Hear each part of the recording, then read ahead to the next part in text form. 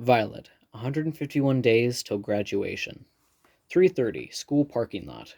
I stand in the sun, shading my eyes. At first I don't see him. Maybe he left without me, or maybe I went out the wrong door. Our town is small, but our school is large. We have over 2,000 students because we're the only high school for miles. He could be anywhere.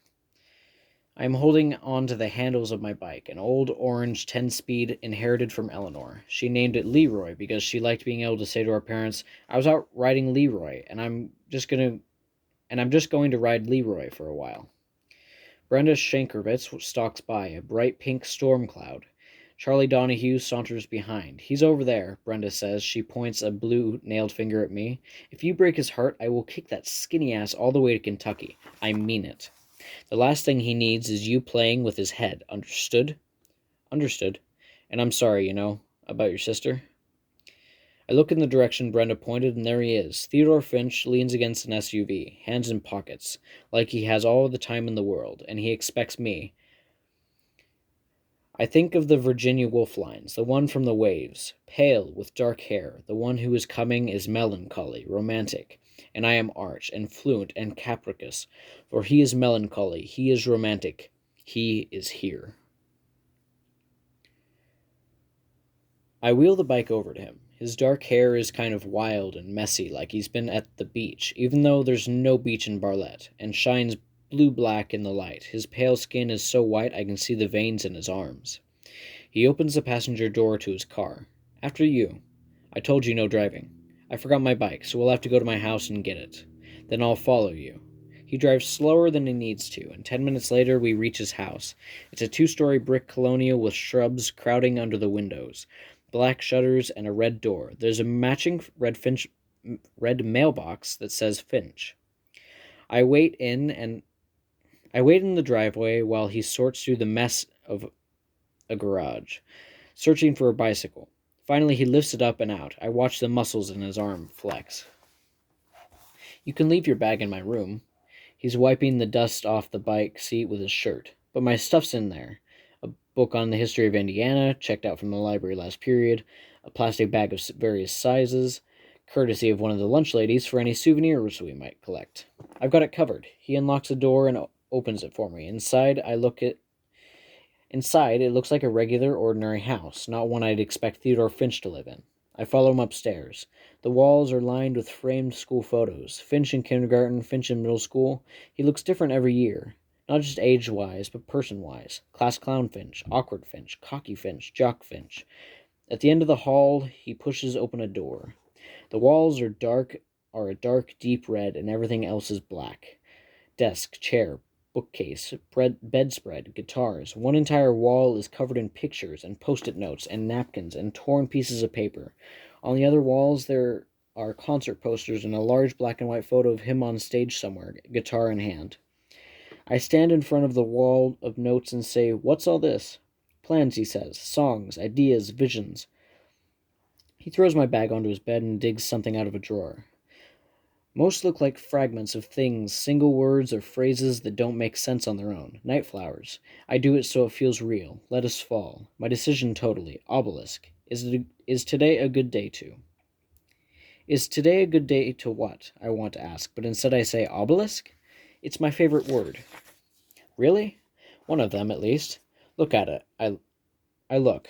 That is one straight-up upstanding, powerful word. Unique, original, and kind of stealthy, because it doesn't really sound like what it is. It's a word that surprises you and makes you think, "Oh, all right, then." It commands respect, but it's also modest, not like monument or tower. He shakes his head. Pretentious bastards.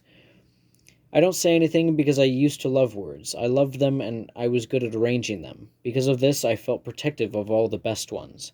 But now all of them, good and bad, frustrate me. He says, "Have you ever heard the phrase 'get back on the camel' before?" Not until Mr. Black used it. He leans over his desk, tears a piece of paper in half, and writes it down. He slaps it on the wall as we leave. Outside, I climb onto Leroy, resting one foot on the ground. Theodore Finch pulls on a backpack, his t-shirt riding up across his stomach where an ugly red scar cuts across the middle. I push Eleanor's glasses up onto my head. Where did you get this scar? I drew it on. It's been my experience that girls like scars even better than tattoos.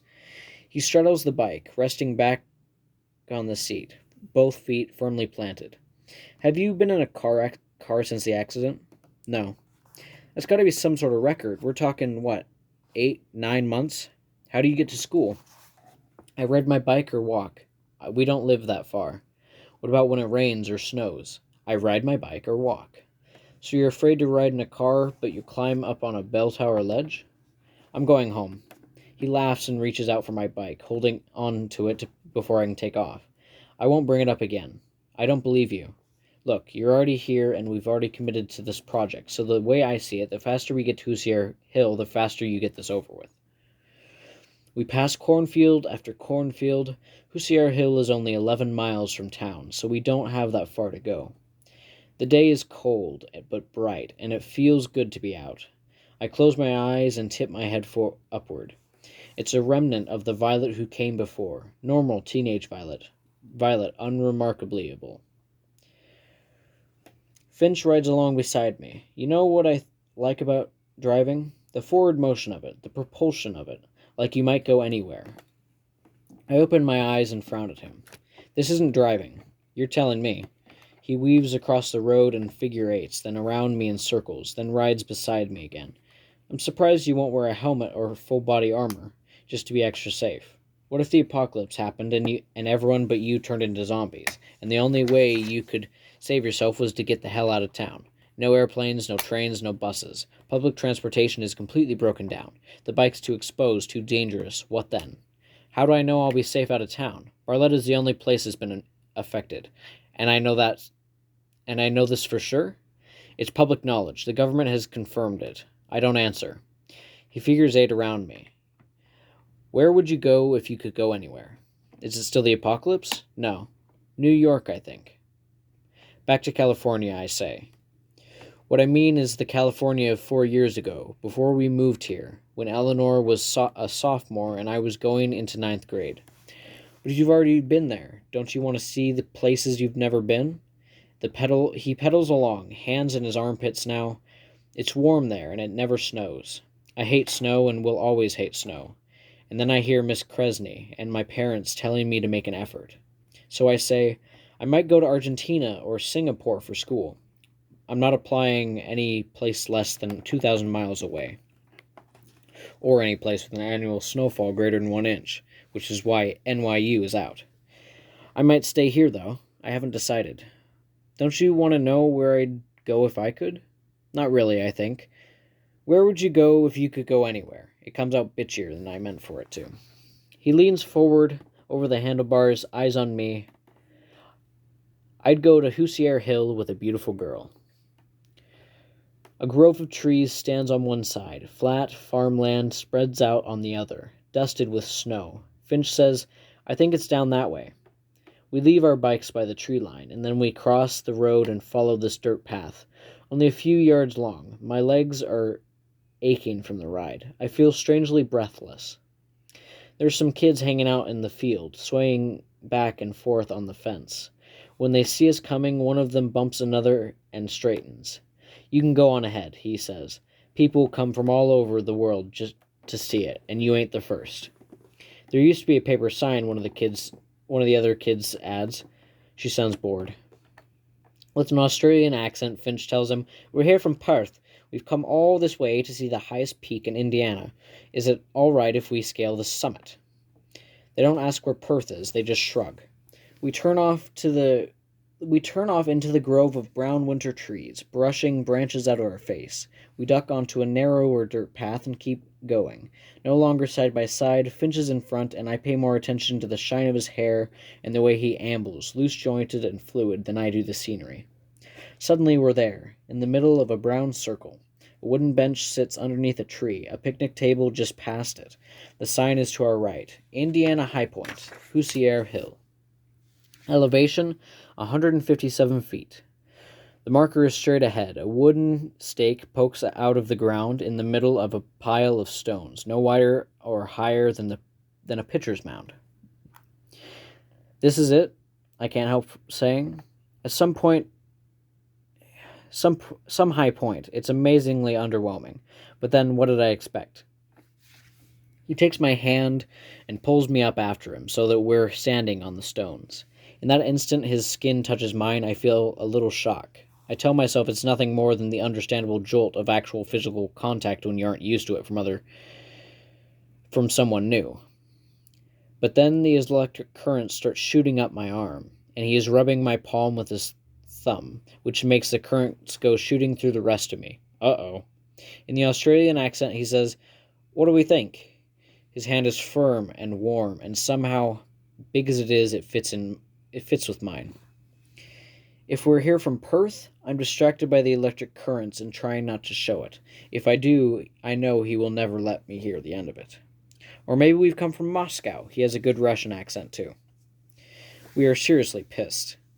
In his own voice, he says, not as pissed as the folks over at Sand Hill, the second highest spot in Indiana. It's only 1,076 feet, and they don't even have a picnic area.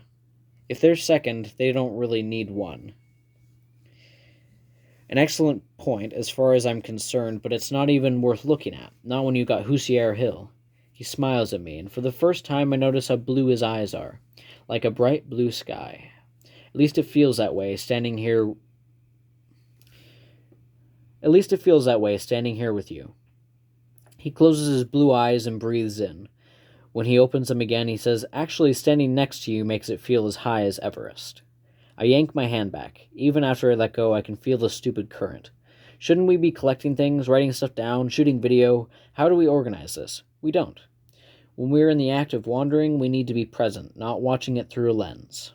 Together, we look out over the circle of brown and the bench and the trees and the flat, white landscape beyond. 10 months ago, I would have stood here writing this place in my head. There's a sign, which is a good thing, because otherwise you would never know you're looking at the highest point in Indiana. I would have thought up an entire backstory for the kids, something epic and exciting. Now they're just Indiana farm kids hanging on a fence. I think this is the ugliest place I've ever seen. Not just here, the whole state. I hear my parents telling me not to be negative, which is funny because I've always been the happy one. It's Eleanor who is a moody. I used to think that, but then I realized, believe it or not, it's actually beautiful to some people. It might be because enough people live out here, and they can't all think it's ugly. He smiles out at the ugly trees and the ugly farmland and the ugly kids as if he can see Oz, as if he can really, truly see the beauty that's there. In that moment, I wish I could see it through his eyes. I wish he had glasses to give me. Also, I figure while I'm here, I might as well get to know it, see what there is to see. Wander, Indiana? Yeah. You look different than you did the other day. He glances at me sideways, eyes half closed. It's the altitude. I laugh and then stop myself. It's okay to laugh, The earth's not going to split open. You're not going to hell. Believe me, if there's a hell, I'll be there ahead of you, and they'll be too busy with me to even check you in. I want to ask what happened to him. Is it true he had a breakdown? Is it true he OD'd? Where was he at the end of last semester? I've heard a lot of stories. About me? Are they true? Probably. He shakes the hair out of his eyes and stares at me good and hard. His gaze trails slowly down my face to my mouth. For a second I think he's going to kiss me. For a second I want him to. So we can cross this one off, right? 1 down, 2 to go. Where to next? I sound like my dad's secretary. I've got a map in my backpack.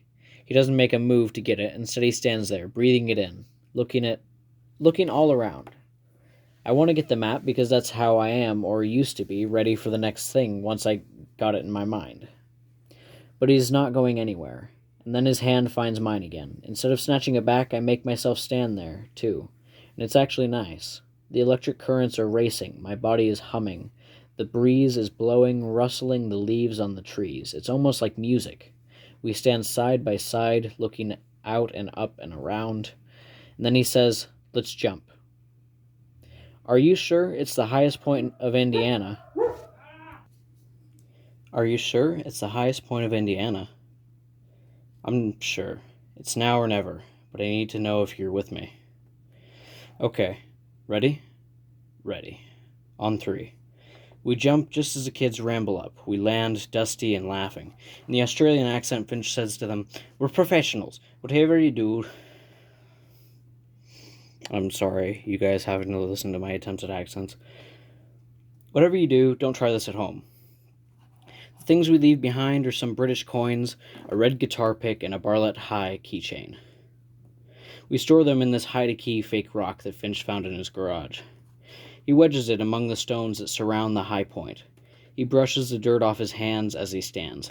Whether you want to or not, now will always be a part of here, unless those kids get in there and rob us blind."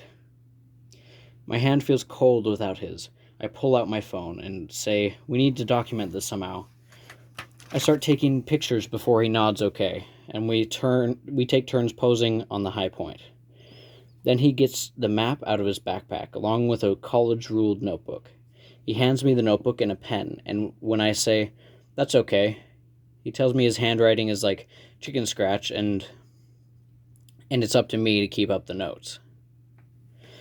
The thing I can't say is I'd rather drive all the way to Indianapolis than write in this notebook, because he's watching me. I scroll down a few things: location, date, time, a brief description of the place itself, the kids by the fence, and afterward we spread the map out on the picnic table. Finch traces the red highway lines with his index finger.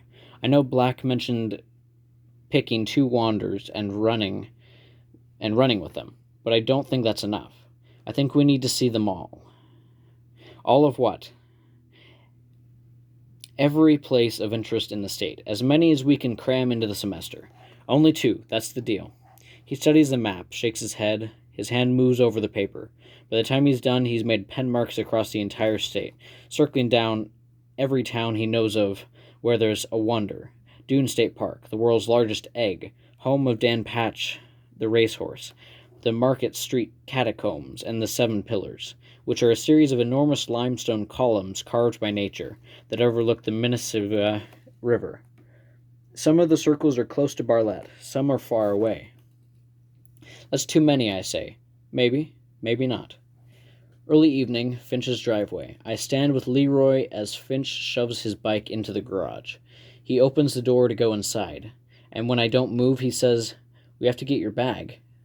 I'll wait here."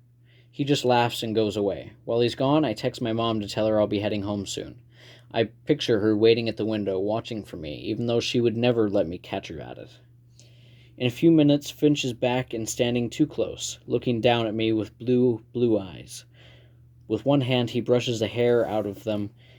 It's been a long time since I've been this close to a boy other than Ryan, and I suddenly remember what Susie said about Finch knowing what to do with a girl. Theodore, freak or no freak, he is lean and good-looking and trouble. Like that, I feel myself pulling back in. I drop Eleanor's glasses onto my face so that Finch looks warped and strange. I like I'm seeing him in a funhouse mirror. "Because you smiled at me." "What?" "You asked why I wanted to do this with you. It's not because you were up on the ledge too, even though, okay, that's part of it. It's not because I felt this weird responsibility to keep an eye on you, which is also part of it. It's because you smiled at me that day in class. A real smile, not the bullshit one I see you give everyone all the time where your eyes are doing one thing and your mouth is doing another. It was just a smile. Maybe to you. You know I'm going out with Ryan Cross. I thought you said he wasn't your boyfriend." Before I can recover, he laughs. "Relax, I don't like you like that." Dinner time, my house. My father makes chicken piccata, which means the kitchen is a mess. I set the table as Mom ties her hair back and takes the plates from Dad. In my house, eating is an event accompanied by the right music and the right wine. My mom takes a bite of chicken, gives my dad a thumbs up, and looks at me. "So tell me more about this project. We're supposed to wander Indiana, as if there's anything interesting to see. We have to have class partners. So I'm working with this boy in my class." My dad raises an eyebrow at my mother, and then me. "You know, I was terrific at geography back in the day. If you need any help with that project." Mom and I cut him off at the same time, telling him how good the food is, asking if we can have more. He gets up, pleased and distracted, and my mother mouths to me, "Close one." My dad lives to help with school projects. The problem is he ends up taking them over completely. He comes back in saying, "So this project," just as my mom is saying, "So this boy." Except for wanting to know my every move, my parents act pretty much like they always did. It throws me when they're the parents of before, because nothing about me is like it used to be. "Dad, I was just wondering," I began, my mouth full of chicken. "Where did this dish begin? I mean, how did they come up with it?" If there's anything my dad likes more than projects, it's explaining the history of things. For the rest of the meal, he talks nonstop about ancient Italy and the Italians' love for clean, simple cooking, which means my project and this boy are forgotten. Upstairs, I scroll around Finch's Facebook page. I'm still his only friend. Suddenly, a new message appears. I feel like I just walked through the back of the wardrobe and into Narnia. I immediately researched Narnia quotes. The one that stands out is, "I have come home at last. This is my real country. I belong here. This is the land I have been looking for all of my life, though I never knew it till now. Come further up. Come further in." But instead of copying it down and sending it, I get up and mark the day off the calendar. I stand looking at the word graduation all the way in June. As I think about Hoosier Hill, Finch's blue eyes, and the way he made me feel. Like everything else that doesn't last, today is gone now. But it was a pretty good day, the best I'd have in months.